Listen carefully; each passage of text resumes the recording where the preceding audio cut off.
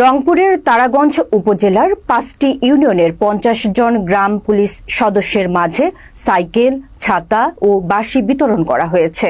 সোমবার দুপুরে জেলা প্রশাসকের সহযোগিতায় উপজেলা পরিষদ চত্বরে তাদের মাঝে এসব সামগ্রী বিতরণ করেন উপজেলা নির্বাহী কর্মকর্তা মোহাম্মদ রুবেল রানা।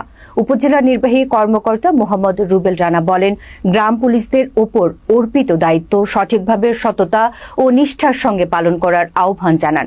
তিনি চুরি, ছিনতাই, মাদক, জুয়াসহ নানা অপরাধ দমনে কাজ করার দিক নির্দেশনা দেন।